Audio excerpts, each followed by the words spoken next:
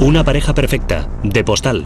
Una familia de multimillonarios educados en Harvard, todo un emblema en Dallas. Un terreno de juego para los inmensamente ricos. Un pequeño paraíso en medio del mundo real. Y un misterioso asesinato que fue la comidilla de todo el mundo.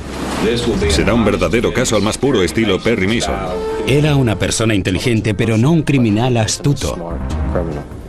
La amante, el elemento incestuoso, era el sueño de un mirón. Una historia detectivesca de antología sobre esperanzas perdidas y sueños envenenados, esta noche en Poder, Privilegio y Justicia.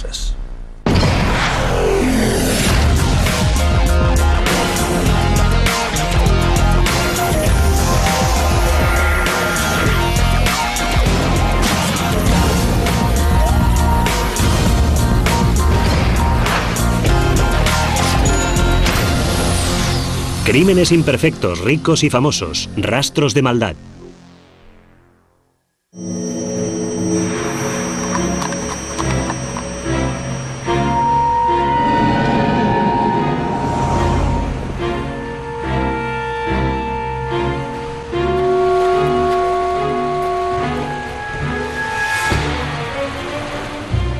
El 9 de enero de 1990, Richard Lyon, de 42 años, atravesó volando Highland Park, Texas, al volante de su Alfa Romeo. Frenó en seco con un chirrido delante del hospital presbiteriano. Entró en el hospital y pidió ayuda, diciendo que su mujer estaba en el coche y no se encontraba bien. Personal de urgencia salió entonces y se la encontró acurrucada en posición fetal en el asiento del copiloto. Apenas consciente, la mujer de 37 años contó a los médicos que se había encontrado mal todo el día. En aquellos días había una epidemia de gripe en Dallas y el personal creyó que se trataba de otro caso de gripe y empezó a medicarla en consecuencia. Pero Nancy no respondía al tratamiento. Estaba hipotensa, tenía náuseas, vómitos, diarrea. Pronto fue evidente que no se trataba de un caso típico más de gripe. Y Nancy Dillard Lyon tampoco era una paciente típica. Próspera promotora inmobiliaria, era hija de Bill Dillard Sr., uno de los empresarios más destacados y bien conectados de Dallas. Todos los grandes tiburones de la industria en Dallas conocían a Bill Dillard como señor Big Daddy. La familia Dillard era una familia muy rica, muy influyente aquí en Dallas. Su poder era discreto, pero en realidad era una de las familias más poderosas de Dallas. En pocas horas, el equipo médico que atendía a la paciente incluía todo tipo de especialistas de enfermedades infecciosas. Todos sabían que aquel caso era distinto al de una enfermedad normal o habitual. El personal de la sala de urgencia sospechó que se trataba de un síndrome de shock tóxico, algún tipo de problema bacteriano. Mientras amigos y familiares arropaban a Richard en la sala de espera, el equipo médico se esforzaba en alcanzar un diagnóstico. Hicieron toda clase de preguntas intentando descubrir si había viajado al extranjero, lo que había comido, para averiguar el origen de su dolencia. Hicieron todo lo que suele hacerse normalmente, pero todo lo que hacían parecía fracasar. Médicos y enfermeras estaban asombrados. De repente, el estado de Nancy empeoró radicalmente. Sus síntomas evolucionaron muy rápidamente, de los vómitos y la diarrea a las convulsiones. Su sistema respiratorio estaba fallando, su sistema renal estaba fallando y no podían invertir el proceso. Pronto la paciente entró en coma. 5 días más tarde, el 14 de enero, se comunicó a la familia que Nancy había sufrido muerte clínica. Y finalmente, la familia decidió desconectarla de los aparatos que la mantenían con vida. El fallecimiento de Nancy Dillard Lyon fue la comidilla de la ciudad. Todo el mundo quería saber cómo era posible que una dama de la alta sociedad, joven y aparentemente sana, pudiera haber llegado al final de su vida de una forma tan repentina y horrible.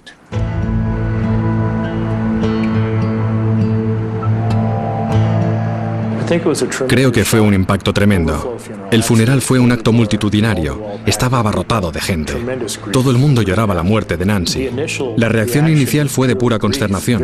Muy pocos sospechaban que se tratara de algo más que una muerte trágica a causa de un extraño problema bacteriano. Pero tras las puertas cerradas de la mansión de los Dillard, las sospechas se van consolidando. Pensaron que podía tratarse de un crimen y se pusieron en contacto con la oficina del fiscal del distrito. Mientras Richard firmaba la autorización para la autopsia, Big Daddy presiona a las autoridades para que investiguen más de cerca lo ocurrido a su hija. Teníamos ciertas sospechas, pero no sabíamos cuál había sido la causa de la muerte hasta que no se supieran los resultados de la autopsia. El doctor dijo que había sido shock tóxico, así que no podíamos hacer otra cosa más que esperar. Pero las historias que los Dillard empezaron a contar despertaron el interés de los investigadores. Hablaron de un curioso incidente. Alguien había dejado una botella de vino en el porche de Nancy con un frasco de pastillas y un mensaje donde ponía: para una señora muy especial, de un admirador secreto. Su familia pensó que eran las pastillas la causa de todo. Según Richard, Nancy llevaba meses recibiendo cartas de amenaza. Un antiguo jefe de Nancy estaba involucrado en un enconado litigio. El testimonio de Nancy le había hecho mucho daño en ese contexto. Pero las amenazas seguían llegando. Richard recibió una misteriosa llamada telefónica en el contestador con una voz que decía: ella ya tiene su merecido, ahora te toca a ti. Pero entonces los investigadores recibieron una llamada telefónica desde la morgue. El personal forense me informó de que la causa de la muerte de Nancy Dillard Lyon había sido envenenamiento por arsénico. Los informes toxicológicos demostraron que Nancy presentaba una cantidad de arsénico 100 veces mayor de lo normal en su cuerpo. Después de los resultados de la autopsia, aquello se convirtió en un caso de asesinato. Hubo un tiempo en el que el arsénico se conocía como el rey de los venenos y el veneno de los reyes. El arma ideal para liquidar a un enemigo sin llamar la atención. Ahora se había cobrado la vida de la princesa de Park Cities, pero ¿quién era el culpable? Días después de la misteriosa muerte de Nancy Dillard Lyon, su autopsia reveló niveles letales de arsénico en su organismo. Su ex jefe quedó rápidamente descartado como sospechoso y los investigadores se centraron en el entorno familiar de la víctima. Me puse en contacto con el señor Dillard Sr. en su casa después del funeral y le pedí que me concediera una entrevista. Me habló de muchas cosas, de ciertos problemas que Nancy le había confiado. Antes de morir, Nancy había confiado a su padre que tenía problemas en casa. Nancy Lyon era una persona muy discreta y había estado involucrada en un proceso de separación de su marido. La familia Dillard ignoraba sus problemas hasta poco tiempo antes de que cayera enferma. Pero entonces Big Daddy soltó una noticia bomba. Bill Dillard Sr. dijo: creemos que quizá haya sido él quien ha intentado matarla. Con ese él se estaba refiriendo a su propio yerno, Richard Lyon. Sin embargo, de momento, las sospechas de Big Daddy solo se basan en su intuición, y los investigadores necesitarán algo más que esto para resolver el caso. No teníamos gran cosa, solo la sospecha de la familia, pero no había suficientes pruebas. Era inconcebible que alguien como él pudiera asesinar a su mujer, a la madre de sus hijos. Los tristes ojos y las largas pestañas de Richard escondían quizá el alma de un monstruo. Y si realmente había envenenado a su mujer, ¿por qué lo había hecho? Para descubrirlo, los investigadores tendrían que escudriñar tras la fachada de cuento de hadas que parecía ser la vida de Nancy Dillard Lyon.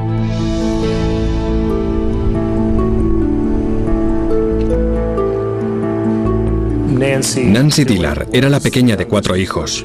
Considerada en su juventud como una chica bonita y tímida, muy estudiosa, muy lista, ambiciosa y en este sentido, digna hija de su padre.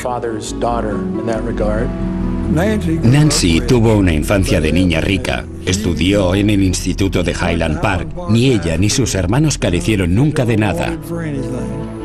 Mientras casi todos sus amigos eligieron grandes universidades tejanas, Nancy prefirió ir a Hollins, un prestigioso colegio femenino en Virginia.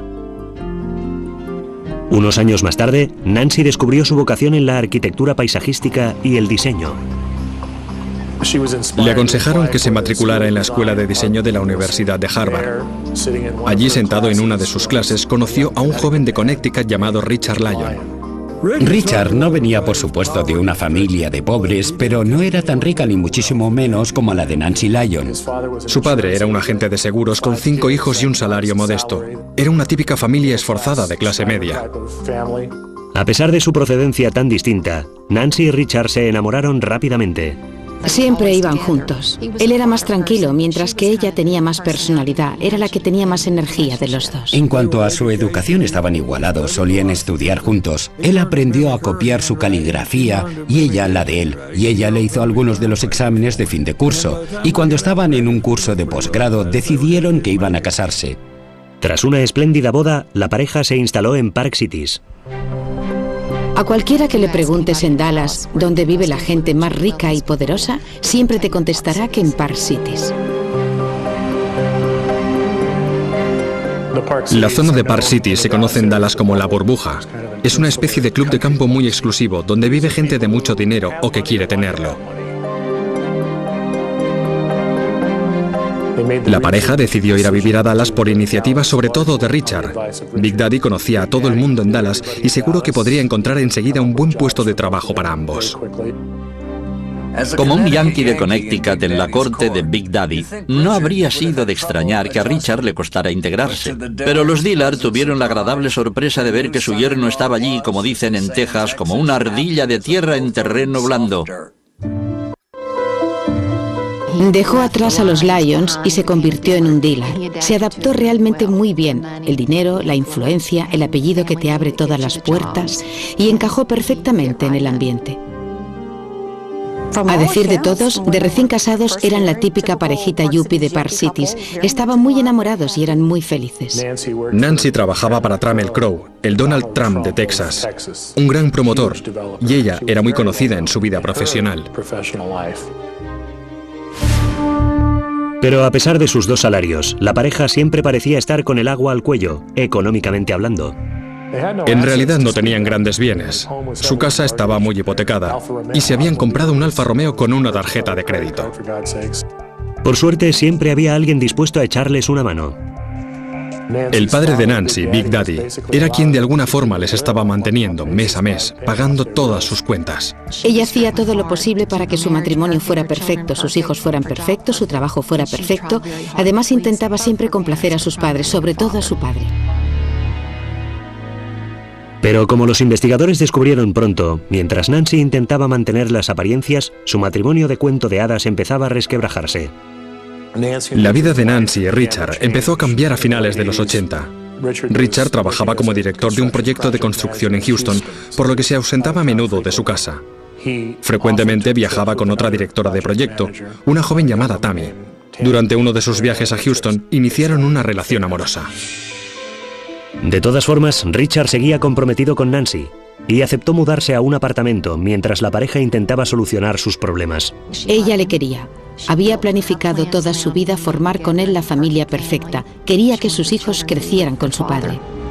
Amigos de la pareja contaron a los investigadores que en diciembre la pareja se había reconciliado y Richard se había trasladado de nuevo a La Burbuja. Al parecer, habían superado todos sus problemas. El señor Dillard me confesó que Richard gustaba a toda la familia. Nancy se había casado con él. Era el padre de sus nietos y volvieron a aceptarle en el seno de la familia Dillard. Pasaron las Navidades juntos en Connecticut, pero su feliz reconciliación no duraría mucho. Poco más de una semana más tarde, Nancy fue ingresada en el hospital y no regresó nunca más a casa. En los días posteriores a la muerte de su hija, Big Daddy se vio asaltado por graves dudas sobre Richard, pero no disponía de prueba alguna para sustentar sus sospechas. Había dos interpretaciones sobre la pareja de Nancy y Richard. Una de ellas era la de una pareja feliz, padres de dos hijas, adoradas por toda la familia y todos los amigos. La otra, la de una pareja con problemas para mantener su matrimonio, pero en todo eso no había ninguna prueba de haberse cometido un asesinato.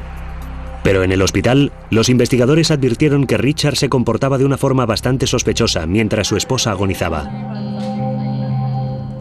Nunca se sabe cómo reaccionará uno en una situación así. Las enfermeras y los médicos nos dijeron que aquello parecía ser más bien un acontecimiento social para él. No se comportó en ningún momento como un esposo preocupado con la mujer en cuidados intensivos y al borde de la muerte. Parecía demasiado tranquilo, demasiado sereno para aquel tipo de incidente. Luego la policía interrogó a la antigua amante de Richard y descubrieron para su sorpresa que, según ella, la aventura no se había terminado, ni mucho menos. Hablaba con su amante mientras Nancy se moría en el hospital. Tammy Ann, joven, rubia y con ojos azules, contó a la policía que Richard y ella habían estado juntos antes y después de la muerte de Nancy. Richard derrochaba el dinero como un marinero borracho, siempre que se tratara de Tammy. Le compraba regalos.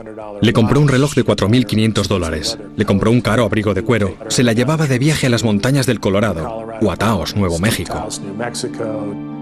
Una semana antes de que Nancy ingresara en el hospital, Richard contó a Tammy que su mujer se estaba muriendo.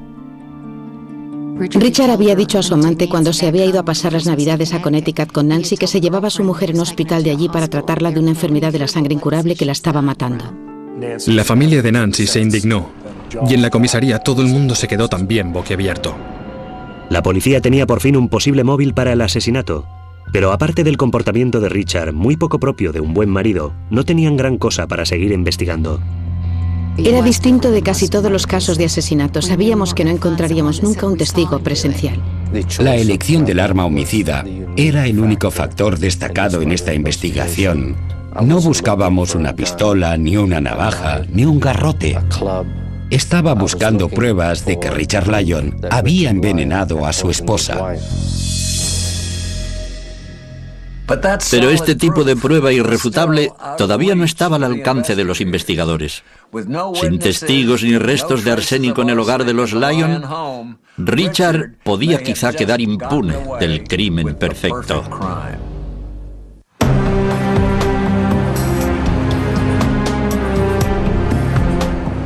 Un mes después del envenenamiento por arsénico de Nancy Dillard Lyon, su marido Richard se ve envuelto en las sospechas.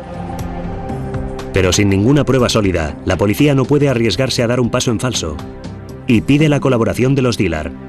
Aunque estaban convencidos de que Richard era el responsable de la muerte de Nancy, tenían que mantener las apariencias de normalidad. La situación era tensa y no creo que él buscara demasiado su compañía, pero la familia mantuvo la fachada demostrándole simpatía, ocupándose de él y llorando juntos la pérdida de Nancy. Pero cuando los Dillard no le están observando, Richard no es precisamente un acongojado viudo. Poco tiempo después de la muerte de su mujer, su amante iba a menudo a su casa. Estaba con sus hijas y yo pensé que es sospechoso, o por lo menos que mal gusto. No eran los únicos indicios que vieron los investigadores. Richard Lyon nunca llamó al hospital para preguntar por qué había muerto su mujer, cómo había muerto. Son cosas que los familiares de los fallecidos siempre quieren saber en estos casos, pero él no me llamó nunca, ni a mí ni al departamento forense. Durante semanas, investigan los distribuidores de productos químicos esperando encontrar alguna pista. Era como buscar una aguja en un pajar, porque podía haber comprado el veneno en cualquier parte, podía haberlo encargado en cualquier parte. Pero entonces una empresa de Houston les comunica una noticia esperanzadora. Su registro revela no una, sino 4 compras por separado realizadas por un tal Richard Lyon. Había adquirido una larga lista de varios tipos de veneno. Richard Lyon había empezado a comprar productos químicos en enero de 1990 y la última adquisición había sido el 27 de noviembre de 1990. Había comprado mercurio, carbonato de bario, nitroferricianuro de sodio, arsénico, arsénico estándar y trióxido de arsénico. Pedía cualquier cosa que tuviera que ver con cianuro o con arsénico o con cualquier nombre que se asocie automáticamente con veneno. Teníamos los talones y los empleados del laboratorio de Houston que le vendieron los productos pudieron identificarle. Los archivos de la empresa demuestran que algunos de los pedidos fueron enviados a las oficinas de Richard. Hablamos con los empleados de su empresa. Nos dijeron que ellos trataban con productos orgánicos y naturales, que no utilizaban ese tipo de sustancias. Fue la confirmación de que la investigación avanzaba en la dirección correcta. Los investigadores pidieron a Richard que se presentara en comisaría para entrevistarse con él. Cuando le informaron de la causa de la muerte de Nancy, Richard no dio muestras de emoción alguna. No parecía sorprendido de que la hubieran envenenado. Estaba muy tranquilo, muy sereno, a pesar de que acababa de enterarse de que su mujer había sido víctima de un extraño envenenamiento. Pero él ni siquiera preguntó cómo podía haber sucedido. No preguntó nada. Cuando le preguntaron cómo podía Nancy haber entrado en contacto con el arsénico, Richard les informó tranquilamente que Nancy y él estaban desarrollando una nueva fórmula para un insecticida. Ambos eran un poco inventores, trabajaban en sistemas para matar hormigas rojas. Era cierto que Richard había realizado unos dibujos en los que mostraba un orificio practicado en el hormiguero para introducir el arsénico y matar a la hormiga reina. Pero sin ningún motivo para detenerle, los agentes se vieron obligados a dejar en libertad a Richard. Estábamos intentando hacer todo lo que podíamos, intentando reunir todas las pruebas forenses, porque ya no podía ser más sospechoso de lo que era. Pero la policía no pudo seguir ocultando a la prensa la causa de la muerte de Nancy. Cuando se filtró que había sido envenenada, la noticia causó sensación en Dallas. Los vecinos de Nancy Dillard Lyon, de 37 años, dicen no comprender cómo alguien pudiera desear la muerte de una madre con 2 hijas. Su muerte ya había causado un impacto tremendo, pero fue todavía peor al saber que esa joven madre, un miembro destacado de la sociedad, había sido asesinada. Fue un caso que suscitó un enorme interés. Era una familia de Highland Park con mucho dinero y además con el morbo añadido de no saber quién había cometido el asesinato. La policía no suelta prendas sobre los posibles sospechosos ni sobre el desarrollo de la investigación. Aquello se convirtió en un circo mediático. Los periódicos publicaban tantas mentiras como verdades y fue un torbellino de rumores y suposiciones. Con la presión de la opinión pública y la élite de Dallas exigiendo respuestas, la policía tuvo que enseñar sus cartas. Los investigadores confirman que solo tienen un sospechoso del asesinato de Nancy Dillard Lyon. La policía dice que sus sospechas se concentran en su marido, Richard Lyon.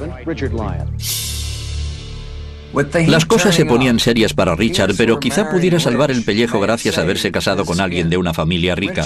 Richard contrató al abogado más caro que pudo encontrar y se preparó para librar la batalla más dura de su vida.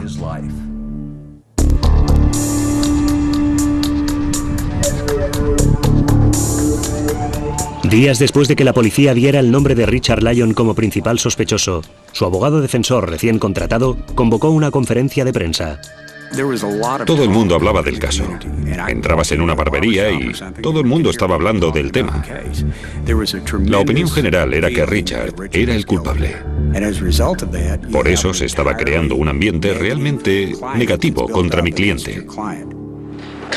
Contrariamente a las acusaciones recientemente formuladas por la policía, yo no envenené a mi mujer, Nancy Dillard Lyon, ni tuve nada que ver con su trágica muerte. Puedo asegurarles que la investigación que estamos llevando a cabo en su defensa es realmente exhaustiva. Si mi cliente llega a ser procesado por asesinato, les aseguro que será un verdadero caso judicial al estilo de Perry Mason.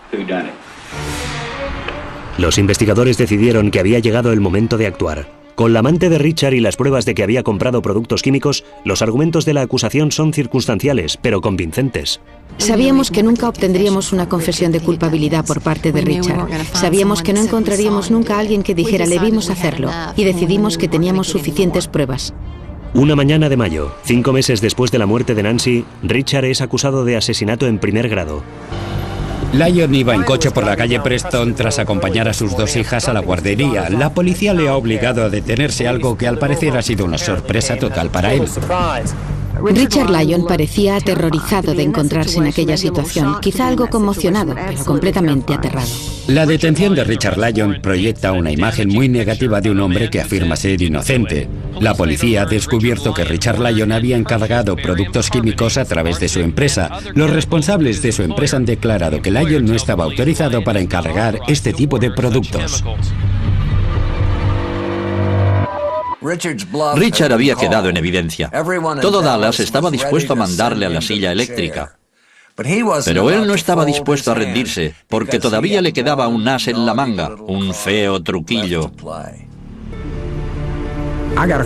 Una noche, poco después de las 10, recibí una llamada de Richard. Me dijo, tienes que venir ahora mismo, he encontrado algo. Me levanté, me vestí, fui a su casa y me lo encontré en su dormitorio. Había encontrado ciertas notas de Nancy. Y en estas notas, Nancy expresaba temor al sexo. porque se sentía indefensa cuando perdía el control. Entonces, Richard revela un turbio secreto familiar. Richard me había dicho que se había enterado de que Nancy había tenido una relación incestuosa con su hermano.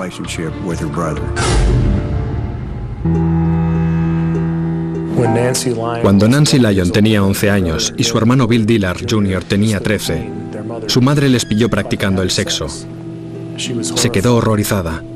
La reacción de la familia, aparte de mandar a Bill a un internado, fue aparentemente nula. Creo que es algo que Nancy no superó en toda su vida. De hecho, cuando Richard inició su relación extramatrimonial, Nancy se culpó en parte a sí misma. En el año anterior a su muerte, las viejas heridas habían reaparecido de nuevo. Su padre, Big Daddy, insistió en que sus hijos solo habían estado jugando a médicos, que aquello había sido perfectamente normal. Nancy sabía que no era perfectamente normal, ni muchísimo menos. Era una joven con muchos problemas internos. ¿Se opinó que estaba desesperada? Estoy seguro de que sí. Richard era el primer hombre de su vida, el primero a quien quería y en quien confiaba, y cuando él empezó a hablar de divorciarse, debió ser algo muy traumático. Richard contó a sus abogados que durante su separación de Nancy había observado que su mujer había recibido un ramo de flores. Nancy le dijo que las flores las había mandado a la escuela donde estaban apuntadas las niñas. Richard leyó la tarjeta y ponía algo así como: sentimos tanto que su marido le trate de esta forma. Investigamos la procedencia de las flores y descubrimos que Nancy se las había enviado a ella misma. ¿Era también el caso en cuanto a la botella de vino y las pastillas que Nancy había supuestamente encontrado delante de su puerta? Nancy dijo que había encontrado una botella de vino en el porche delantero de su dúplex y que se la había bebido, aunque estuviera ya descorchada. Vale, vamos a dar marcha atrás. Es una mujer inteligente que ha estudiado en Harvard. Encuentra una botella de vino delante de su puerta y se lo bebe. Encima, con un gesto muy dramático y teatral, le dio luego la botella a la niñera y le dijo: si me sucede algo, por favor, entrégasela a las autoridades. La defensa también se enteró de que Nancy se había dirigido al hospital varias veces antes de su visita final. Estoy seguro de que varias de las visitas que realizó al hospital eran por motivos inventados. Nunca se pudo diagnosticar lo que le sucedía, pero era una forma eficaz de llamar la atención de su marido, que cada vez corría al lado de su cama. La revelación más sorprendente, sin embargo, la hizo el experto en toxicología del equipo de la defensa. Le mandé muestras de su cabello, de sus uñas y su sangre para un análisis rutinario. Pero los resultados fueron realmente extraños. En un caso de envenenamiento con arsénico, el nivel de veneno en el pelo y las uñas debería ser aproximadamente el mismo. Pero en este caso, la cantidad de arsénico en las uñas de Nancy era 5 veces mayor que la de su pelo. La única explicación forense era que Nancy había tocado el arsénico directamente con las manos. Los resultados también demostraron que las dosis más altas de arsénico habían sido ingeridas 3 semanas antes del fallecimiento de Nancy y el día que ingresó en el hospital. La acusación solo podía demostrar que Richard había manejado el arsénico 7 días antes del ingreso de Nancy. Por lo tanto, la conclusión era que Nancy debía haber ingerido el arsénico voluntariamente. La estrategia defensiva que consiste en culpar a la víctima suele darme náuseas, pero había que admitir que los argumentos de Guthrie eran perfectamente válidos. Dallas se encontraba con un crimen que pasaría a la historia y la gente estaba ansiosa de conocer todos los detalles y el desenlace de todo aquel asunto.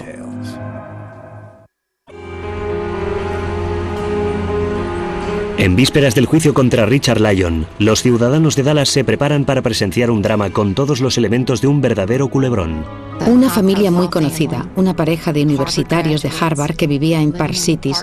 Con eso bastaba para llamar la atención del público. Pero encima se trataba de un asesinato con arsénico, algo tan poco habitual. La gente de fuera de la burbuja tenían así la oportunidad de espiar en su interior. Era el sueño de un mirón, incluso en Texas, donde se producen tantos juicios, tantos crímenes espectaculares, este iba a ser uno de los más sonados.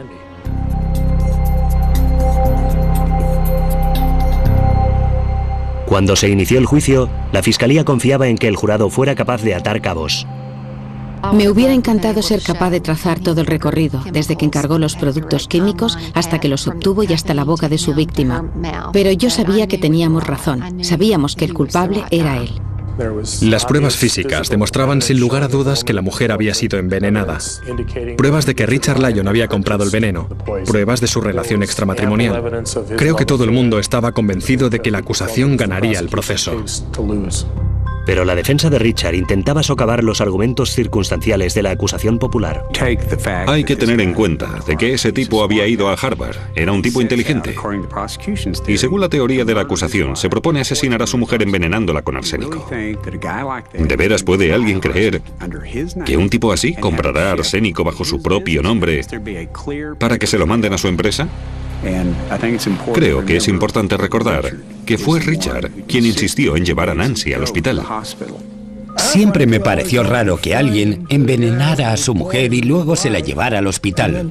Nunca envenenaría a mi mujer, pero si lo hiciera, creo que esperaría que estuviera muerta antes de llamar a nadie y me aseguraría de no estar presente durante su agonía.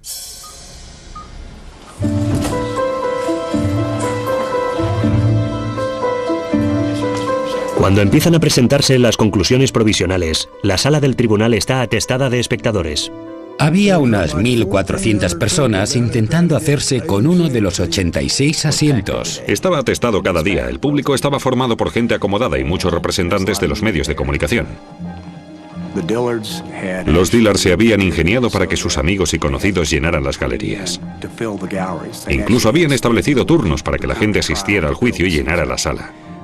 Los únicos asistentes que apoyaban a Richard eran en realidad sus padres. El alegato inicial de la acusación fue espectacular por varios motivos. Estábamos un poco distraídos por la cabellera de la fiscal.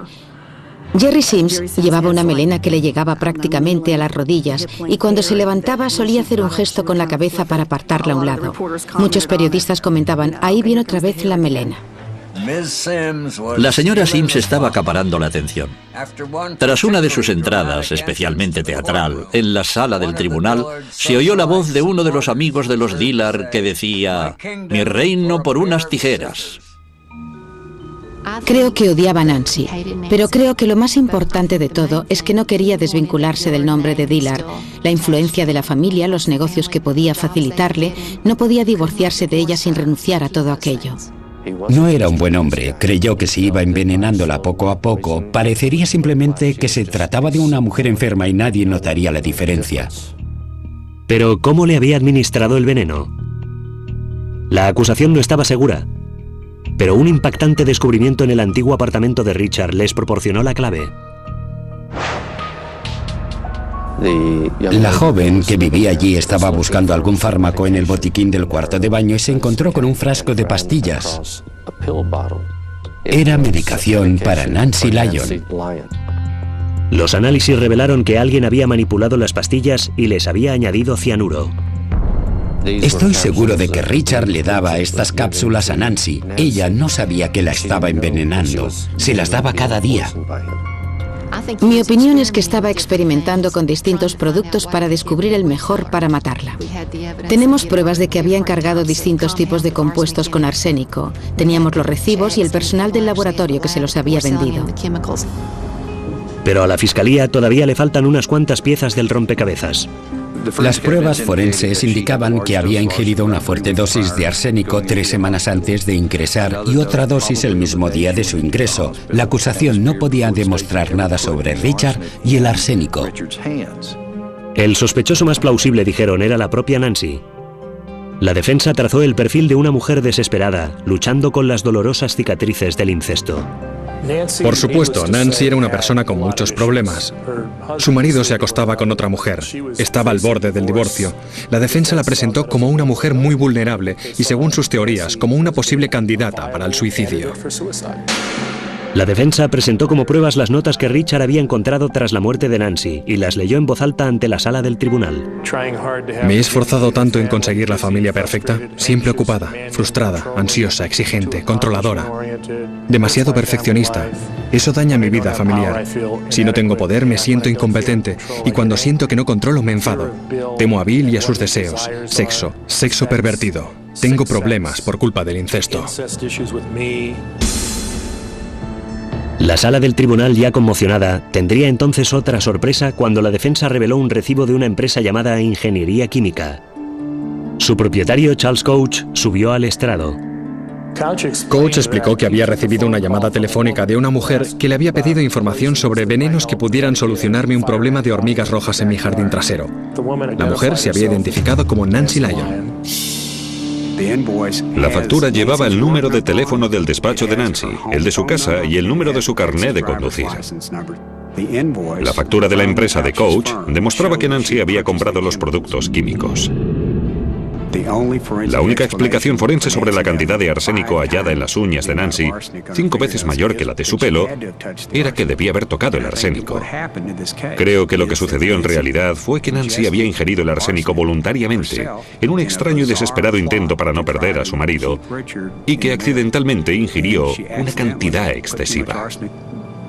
Creo que eso es lo que la mató.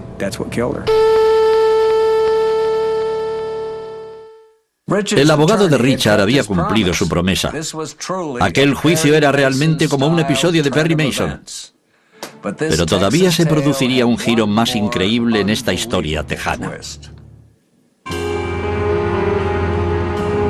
En los últimos días de testimonios, la fiscalía intentó rebatir la afirmación de la defensa, según la cual Nancy Dillard Lyon se había envenenado a sí misma. Investigamos todas las posibilidades. Quizá se lo había hecho ella misma, quizá hubiera ingerido el veneno por accidente. Lo primero que nos dijeron los médicos fue que es imposible que alguien utilice arsénico para suicidarse. Los dolores son horribles, los órganos se colapsan durante mucho tiempo. El médico forense dijo que nadie se sometería a tamaño tormento voluntariamente. Pero la acusación también tenía que explicar los altos niveles de arsénico en las uñas de Nancy. Mi explicación, y los médicos parecían darme la razón, fue que al vomitar, si tenías arsénico en el estómago, el vómito podía entrar en contacto con las manos y así se explicarían los altos niveles de arsénico en las uñas. La fiscalía llamó entonces a declarar a un experto en grafología para que analizara las notas de Nancy. La letra de Nancy parecía ligeramente distinta de las últimas notas sobre el incesto y el resto de notas y anotaciones en la misma página. Nancy y Richard habían estudiado juntos su curso de posgrado y habían aprendido a copiarse la letra mutuamente. Si comparabas las dos escrituras, la de él y la de ella eran prácticamente iguales. El grafólogo del FBI dijo que podía afirmar sin lugar a dudas de que no se trataba de su letra, de que las anotaciones eran falsas. Dijo estar completamente seguro de que aquellas anotaciones sobre el incesto habían sido realizadas por la mano de Richard Lyon. Luego la fiscalía asestaría el golpe definitivo. Charles Couch volvió a subir al estrado y contó al jurado que la factura escrita a máquina no pertenecía a su empresa. Él siempre escribía sus facturas a mano, nunca a máquina. Alguien había copiado el membrete de Ingeniería Química en un papel en blanco y luego había añadido el listado de productos químicos para que pareciera una factura normal de una adquisición normal. Creo que fue el argumento definitivo para mí y quizá para otros. Era difícil rebatirlo. La declaración de Couch indicaba que alguien había mentido, y a los jurados no les gustan las mentiras. Mentir es lo peor que puedes hacer ante un jurado. El jurado tardó menos de una hora en volver con su veredicto. ¿Considera el jurado que Richard Lyon es culpable de los cargos por los que ha sido procesado? Sí. Gracias. No creo que en toda la sala hubiera una sola persona sorprendida por el veredicto, excepto el propio Richard Lyon. No podía creerlo, no podía creer que lo hubieran declarado culpable.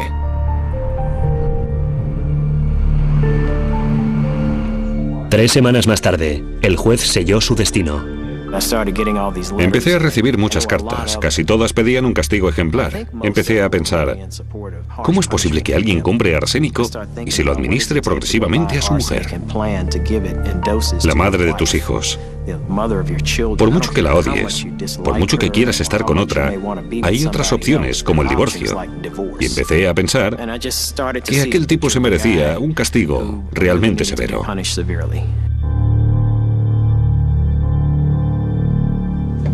Richard fue condenado a la pena máxima, cadena perpetua. Para Big Daddy y el resto del clan de los Dillard, la larga y dolorosa espera por fin ha terminado. Había sido la familia la que se había dirigido a la policía y le había comunicado sus sospechas. Si no, no se habría realizado la autopsia del cadáver y nadie sabría que había sido envenenada. Tienen amigos muy poderosos y, por supuesto, cantidad de dinero. Y creo que estaban mejor capacitados para exigir justicia para su hija que otra gente sin tantos medios como ellos. Más de una década después, los abogados de Richard siguen defendiéndole. Como mi abuelo solía decir, tengo este caso atravesado. Teniendo en cuenta todas las pruebas disponibles, creo que Richard no debería haber sido declarado culpable. Creo que las pruebas forenses son muy significativas. ¿Cómo podían presentar un nivel tan alto de arsénico en las uñas de Nancy? Era una cantidad enorme.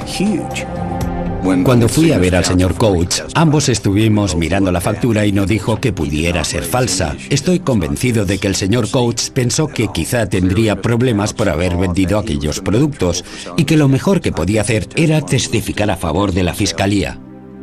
Pero pocos habitantes de la zona han perdido el sueño por culpa de la suerte de Richard. Richard Lyon era un hombre muy frío. No se imaginó jamás que le pillarían. Obviamente confiaba tanto en sí mismo que fue capaz de falsificar unos documentos y creer que no lo descubriríamos. Richard Lyon creyó estar por encima de la ley. Es una persona inteligente, pero no un criminal astuto. Para la gente como Richard Lyon, es impensable perder su nivel de vida. No desean necesariamente seguir con su esposa, pero no quieren renunciar al estilo de vida que la esposa les ha permitido alcanzar. La gente suele pensar, caray, si tuviera mucho dinero seguro que sería mucho más feliz. No tendría ningún problema, pero en realidad ni la cantidad de dinero que posees, ni tu educación importan para nada. Todos somos humanos y podemos caer muy bajo por culpa de nuestras limitaciones. Y eso es algo realmente cierto en este caso. De los numerosos métodos existentes para cometer un asesinato, el envenenamiento requiere un corazón especialmente duro. Richard Lyon fue capaz de contemplar cómo una persona que antaño había amado moría de una lenta y dolorosa muerte. Lástima que nadie le haya hecho probar su propia medicina. Dominic Dunne para la televisión judicial.